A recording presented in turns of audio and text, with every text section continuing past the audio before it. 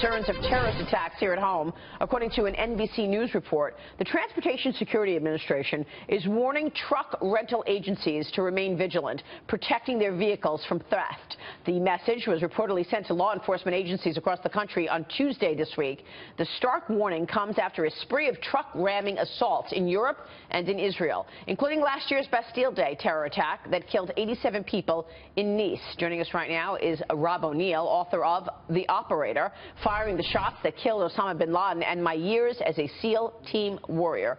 Rob, thanks so much for joining us. Good to have you on the program. And it's always just chilling to remember what you did and how you killed Osama bin Laden. So we always are really grateful that you're here this morning. Thank you so much. Another book, The Operator. Your thoughts on this new warning from the TSA? I'm happy they did it. They need to do this because a lot of people need to just be aware that a lot of people live in their bubbles. They walk around the streets of New York here, every other major city, with their heads in their iPhones. They're not looking at anything, not being aware, and they have a willful blindness. They don't think anything's ever going to happen.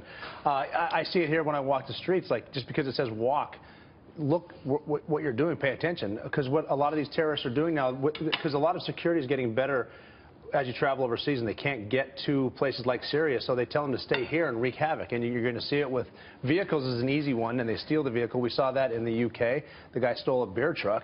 Then they get out with knives and start stabbing people. It's going to happen here eventually, and those bigger trucks can get through barriers. They can get past people. They can run over lots of people at high speed, so it's really dangerous. I guess what I'm asking is this a new strategy by the terrorists at this point to just, you know, commandeer a truck and use the truck as a weapon? We're seeing it more now, but they've been putting this out. The leadership in ISIS especially has been telling they call them lone wolves. It's not, I don't think it's a lone wolf. It's all part of the larger strategy, but they've been telling them to use what weapon you can find. And the vehicle's a great one. And just with crowds anywhere, they look for shopping malls, especially holidays, gatherings, parades, in the middle, walking across the crosswalks, like I'm saying.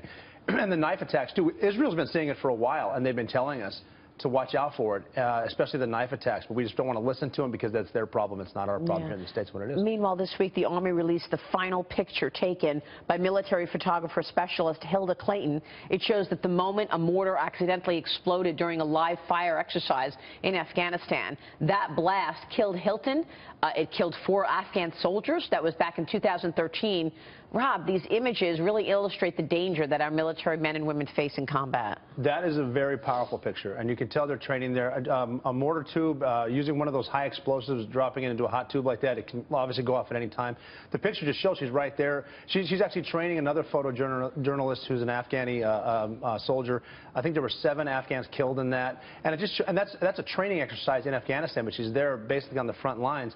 The women are in combat. I've seen them before. There are parts that that I don't talk about in the book. I mentioned a little bit, but whenever I hear should women be on the front lines, it's almost funny because they are on the front lines, and we've gone on target with women. I've been in Afghanistan. I remember walking through really nasty swamps in Afghanistan in the winter with 3 female soldiers with us, and I think the only 3 that didn't complain about it were the 3 women. And it doesn't matter when you're in combat, right? Whether you're a man or a woman, you're all dealing with the same issues, and you're all tough as nails. It's all the environment, and then they're screened as well, a different kind of screening than we are. But there are certain things women can do that we can't do. When we go on target, we're not necessarily dealing with all bad people. So someone needs to respect the culture. Someone needs to interrogate the females on target in a different way than we would with the men. So we bring them there. They've been there the entire time. You can see them everywhere. Iraq, Afghanistan, they're in Syria. So